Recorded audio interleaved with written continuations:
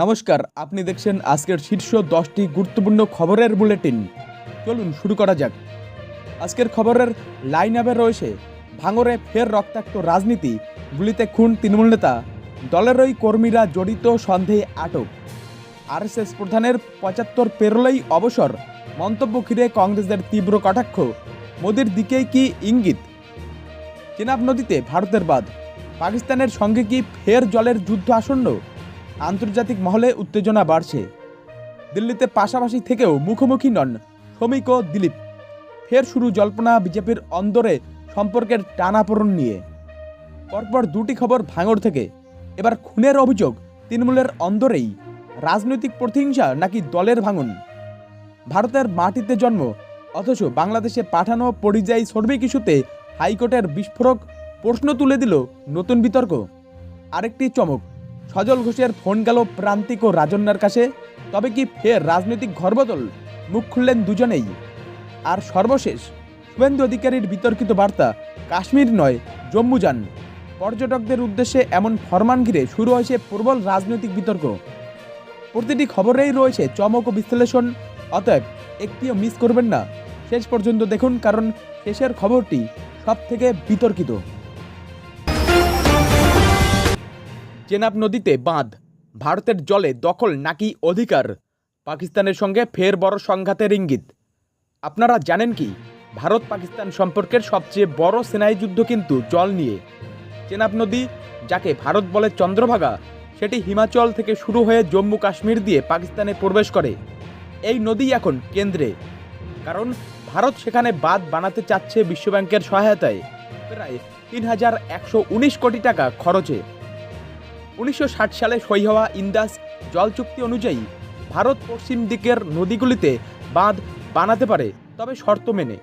ভারত বলছে সে সব নিয়ম মানছে, কিন্তু পাকিস্তানের দাবি ভারত জল থামিয়ে রেখে আন্তর্জাতিক চুক্তি লঙ্ঘন করছে। এই ইস্যুতে পাকিস্তান আগেও বিশ্বব্যাংক ও জাতিসংঘে অভিযোগ করেছে। এবার যদি প্রকল্পে ছাড়পত্র পায় ভারত, তাহলে অঞ্চল জুড়ে কূটনৈতিক উত্তেজনা বাড়তে পারে। প্রশ্ন হলো, জল যদি ভারতের মাটি থেকে উৎস পায়, তবে তার সম্পূর্ণ মালিকানা কি ভারতের, নাকি এটা কৌশলে পাকিস্তানের উপর চাপ তৈরির একটা উপায়? আপনার মতামত দিন নিচে কমেন্টে। এমন গভীর বিশ্লেষণ পেতে পছন্দ হলে লাইক আর সাবস্ক্রাইব করুন, কারণ সামনে আরও বিস্ফোরক খবর আসছে। ফের খুন ভাঙড়ে, গুলিতে ঝাঁঝরা তৃণমূল নেতা জীবিত ফিরতে পারেননি। দক্ষিণ 24 পরগনার ভাঙড়ে ফের রাজনৈতিক সন্ত্রাসের গ্রাফ। গত বৃহস্পতিবার রাতে তৃণমূল কংগ্রেসের প্রভাবশালী নেতা রাজ্জাক খা, যিনি চালতাবেরিয়া অঞ্চলের ব্লক সভাপতি ও বিধায়ক শওকত মোল্লার ঘনিষ্ঠ, বাড়ি ফেরার পথে বন্দুকধারীদের নিশানায় পড়েন। পুলিশ জানাচ্ছে 9:45 থেকে 10টা নাগাদ প্রায় 3 রাউন্ড গুলি ছোড়া হয়েছে। এরপর মৃত্যু নিশ্চিত করতে ধারালো অস্ত্রে আঘাত করা হয় তার গলায় ও শরীরে। স্থানীয় চাঞ্চল্যকর অভিযোগ শুনুন। শওকত মোল্লা আইএসএফকে অভিযুক্ত করেছেন। অভিযোগ করে বলেন, তাদের সমর্থিত সন্ত্রাসীরা এই নৃশংস হামলা চালিয়েছে। অন্যদিকে আইএসএফ দাবি করছে এটা দলের ভিতরের দ্বন্দ্বের ফল। পুলিশ সিসিটিভি চিত্র সংগ্রহ করেছে, স্থানীয়দের জিজ্ঞাসাবাদ চলছে, আর ময়নাতদন্ত শেষে ঘটনার প্রকৃত রহস্য উদ্ঘাটনের চেষ্টা চলছে। এখন আপনার মতামত জানাতে চাইছি। আরএসএস প্রধানের বয়স 75 মন্তব্যে কংগ্রেসের কটাক্ষ, এবার মোদিও ছোলা গুটিয়ে নিন। ঘটনা ঘটেছে নাগপুরে। আরএসএস প্রধান মোহন ভাগবত একটি বই উদ্বোধন অনুষ্ঠানে বললেন যে 75 বয়সে পা রাখছে, তাদের দায়িত্ব বুঝে পদ থেকে সরে দাঁড়ানো উচিত।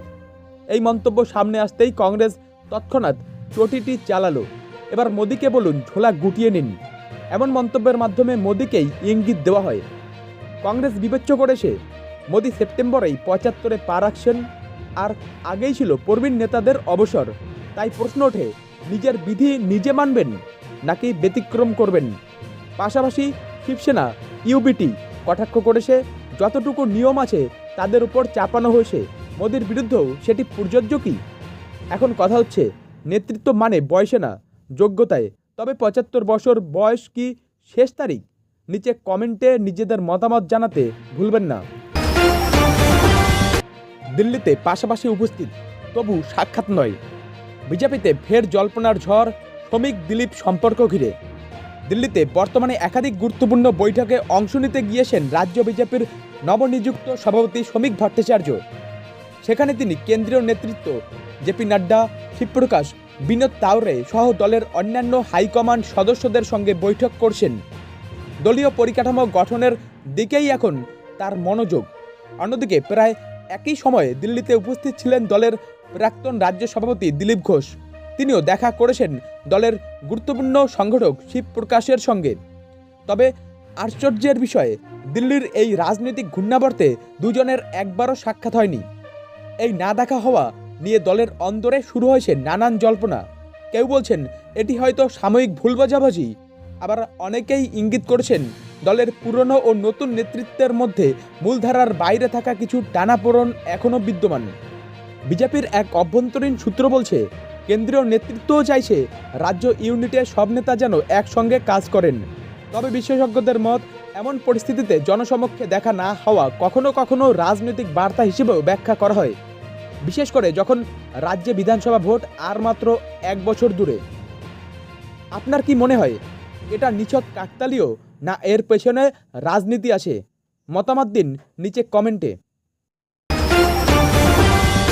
তৃণমূল নেতাকে গুলি করে খুন, দলেরই 2 কর্মী আটক। ভাঙড়ে রাজনৈতিক দ্বন্দ্বের রক্তাক্ত পরিস্থিতি। ভাঙড়ে বাড়ি ফেরার পথে নৃশংসভাবে খুন হলেন তৃণমূল নেতা রাজ্জাক খাঁ। বৃহস্পতিবার সন্ধ্যায় স্থানীয় এলাকায় তিনি যখন বাইকে ফিরছিলেন, তখন কিছু দুষ্কৃতী তাকে লক্ষ্য করে গুলি চালায় এবং পরে ধারালো অস্ত্র দিয়ে একাধিকবার কোপ মারে। ঘটনাস্থলে তিনি লুটিয়ে পড়েন এবং পরে হাসপাতালে নিয়ে গেলে চিকিৎসকরা তাকে মৃত ঘোষণা করেন। এই ঘটনায় গোটা এলাকায় চাঞ্চল্য ছড়িয়েছে। পুলিশের পক্ষ থেকে জানানো হয়েছে, ঘটনার সঙ্গে জড়িত সন্দেহে তৃণমূল কংগ্রেসের ওই 2 কর্মীকে আটক করা হয়েছে, যদিও এখনই তাদের নাম প্রকাশ করা হয়নি। তৃণমূল বিধায়ক শওকত মোল্লা দাবি করেছেন, রাজ্জাক খাঁকে খুন করেছে আইএসএফ আশ্রিত সমাজবিরোধীরা। তবে রাজনৈতিক মহলের একাংশ মনে করছে, এই হত্যাকাণ্ড তৃণমূলের অন্দরেরই দীর্ঘদিনের গোষ্ঠীদ্বন্দ্বের ফল। ঘটনার তদন্ত শুরু করেছে পুলিশ, এলাকায় মোতায়েন হয়েছে অতিরিক্ত বাহিনী। আপনার কি মনে হয় এই হত্যাকাণ্ডের নেপথ্যে বাইরের ষড়যন্ত্র, না দলীয় অন্তর্দ্বন্দ্ব? ভারতের মাটিতে জন্ম, তবুও বাংলাদেশে পাঠানো। পরিযায়ী শ্রমিকদের নিয়ে হাইকোর্টে বিস্ফোরক প্রশ্ন। দিল্লিতে কাজের খোঁজে যাওয়া বাংলার পরিযায়ী শ্রমিকদের বাংলাদেশি বলে চিহ্নিত করে তাদের সীমান্ত পার করে বাংলাদেশে পাঠিয়ে দেওয়ার অভিযোগ ঘিরে বিস্ফোরণ কলকাতা হাইকোর্টে। সম্প্রতি এক মামলায় বলা হয়, বীরভূমের অন্তত 6 জন শ্রমিককে, যাদের সঙ্গে ছিলেন 2 শিশু, দিল্লি পুলিশ ধরে নিয়ে গিয়ে বিএসএফের মাধ্যমে বাংলাদেশের দিকে পাঠিয়ে দেয়। অথচ এই শ্রমিকেরা পুরোদমে ভারতের নাগরিক, তাদের আধার ও ভোটার কার্ড সবকিছুই রয়েছে। আদালত এই ঘটনায় বিস্ময় প্রকাশ করে কেন্দ্রীয় স্বরাষ্ট্র মন্ত্রণালয়কে বিশদ রিপোর্ট জমা দিতে বলেছে। পাশাপাশি রাজ্য সরকারও দিল্লি প্রশাসনকে এই বিষয়ে অবিলম্বে ব্যাখ্যা ও ব্যবস্থা নেওয়ার নির্দেশও দেওয়া হয়েছে। হাইকোর্টের প্রশ্ন, ভুল পরিচয়ে দেশের নাগরিকদের এভাবে কি পুশব্যাক করা যায়? এই ঘটনায় কার্যত এক নতুন জাতীয় পরিচয় সংকটের সামনে এসে দাঁড়িয়েছে দেশ। আপনার কি মনে হয় এটা কি শুধুই প্রশাসনিক ভুল? ফোনে ভেসে উঠল সজল ঘোষের নম্বর। রাজনীতিতে কি আবার কোনো বড় গতি? সূত্রের খবর অনুযায়ী প্রান্তিক চক্রবর্তী ও রাজন্না হালদারের মোবাইলে ফোন করেছিলেন বিজেপি নেতা সজল ঘোষ। তবে এখনও স্পষ্ট নয় ফোনে তারা কোন বিষয়ে কথা বলেছেন, বা সজল কি তাদের কোনো বিশেষ প্রস্তাব দিয়েছেন কিনা। সেই সময় থেকেই রাজনৈতিক অঙ্গনে শুরু হয়েছে নতুন জল্পনা। শোনা যাচ্ছে প্রান্তিক রাজন্না হয়তো বিজেপিতে যোগ দেওয়ার কথা ভাবছেন, যদিও তারা নিজে এই সব কথাকে অপ্রাসঙ্গিক বলে উড়িয়ে দিয়েছেন। প্রান্তিক জানিয়েছেন, লোকজন বলছে অগ্নিমিত্রা পালের সঙ্গে দেখা করেছি, আবার দিল্লি থেকে ফোন এসেছে ইত্যাদি, সবই ভুয়া তথ্য। রাজন্না খোলসা করে জানিয়েছেন, কেউ বলেছেন আমাদেরকে ফান্ডিং বা পেট্রোল পাম্প দেওয়া হয়েছে, সবই গুজব। বিজেপির সজল ঘোষের ফোন এক প্রকার রাজনৈতিক ইঙ্গিত সৃষ্টি করেছে, বিশেষ করে যখন প্রান্তিক রাজন্না ইতিমধ্যেই ভবিষ্যৎ নিয়ে জল্পনা বিতর্কে আক্রান্ত। যদিও এই জল্পনা প্রকাশ্যে উঠেছে, কিন্তু 2 নেতাই তা অস্বীকার করে দিয়েছেন, আর কোনো সিদ্ধান্ত নেওয়ার বিষয়ে কিছু বলেননি। জনপ্রতিনিধিদের ক্ষেত্রে ফোন কল সাধারণ ঘটনা হলেও রাজনৈতিক প্রেক্ষাপটে তা চরম কাঠগড়ায় উঠে আসে, বিশেষ করে যখন রাজনৈতিক ব্যাপার জড়িত। আপনি কি ভাবছেন প্রান্তিক রাজন নাকি সত্যি বিজেপিতে যোগ দিতে পারেন, বা এটি কেবল গুজব বদলে যাওয়া রাজনৈতিক চক্রের অংশ? কমেন্ট করে জানান। জম্মু যান, কাশ্মীর যাবেন না, রাজ্য পর্যটকদের সামনে সুপ্রতিষ্ঠিত নির্দেশ। পেহেলগামে সন্ত্রাসী হামলার পর পশ্চিমবঙ্গের বিরোধী দলনেতা শুভেন্দু অধিকারী ঘোষণা করেছেন যে কাশ্মীরের মুসলিম অধ্যুষিত এলাকা এড়িয়ে হিন্দু বাঙালিরা যদি পর্যটনে যেতে চান তবে জম্মু যেতে পারেন, কিন্তু কাশ্মীরে নয়। তার ভাষ্য অনুসারে কাশ্মীরে যেতে হলে জম্মুতে যান, যেখানে মুসলিম জনসংখ্যা বেশি সেখানে যাবেন না। ছোট ছোট শিশু দিদি বোনেদের প্রাণে বাঁচান। এই মন্তব্যকে ঘিরে রাজ্য রাজনীতি তারুণ্য খাঁচাচ্ছে। তৃণমূলের মন্ত্রী শশী পাঁজা সুস্পষ্ট প্রতিক্রিয়ায় বলেন, এসব মন্তব্য জঙ্গিদের মতো, যারা কাশ্মীর ভেদে আতঙ্ক সৃষ্টি করতে চেয়েছে ঠিক তেমনই প্রতিহিংসায় এমন কথা বলা হচ্ছে। কেন্দ্র ও রাজ্য সরকার ইতিমধ্যে ঘোষণা করেছে যে কাশ্মীরের পর্যটন পুনরুদ্ধার হোক। মুখ্যমন্ত্রী মমতা বন্দ্যোপাধ্যায় ও কাশ্মীরের মুখ্যমন্ত্রী ওমর আবদুল্লাহ উভয়ই পর্যটকদের সেখানে যাওয়ার আহ্বান জানিয়েছেন। রাজ্য বিজেপি সভাপতির বক্তব্য, শুভেন্দুর বক্তব্য দলের নির্দেশিত কিনা তা স্পষ্ট না, তবে নিরাপত্তার উদ্বেগ তুলে ধরছেন। এই মন্তব্য কেবল ব্যক্তিগত নয়, এটা রাজনৈতিক সংকেত হিসেবে ধরা হচ্ছে। শুভেন্দু নিরাপত্তা ঝুঁকির কথা বললেও তাত্ত্বিকভাবে এটা সংঘবদ্ধ ধর্মীয় বিভাজনের দিকে ধাবিত হয়ে দাঁড়িয়েছে। উভয়ই মমতা ও ওমর পর্যটকদের কাশ্মীরে যেতে উৎসাহিত করেছেন, যখন শুভেন্দুর নির্দিষ্ট এলাকা এড়িয়ে চলার পরামর্শ দিচ্ছেন। এতে রাজনৈতিকভাবে আইডেন্টিটি ভিত্তিক বিভাজন সম্পর্কে প্রশ্ন তুলছে। আপনি কি মনে করেন ব্যক্তিগত নিরাপত্তার কথা এটা, নাকি রাজনৈতিক ধর্মীয় বিভাজন? এতে রাজ্যের পর্যটন বা মানুষের মনস্তাত্ত্বিক যে প্রভাব পড়ছে তা কি সত্যিই গুরুতর? আপনার মন্তব্য জানান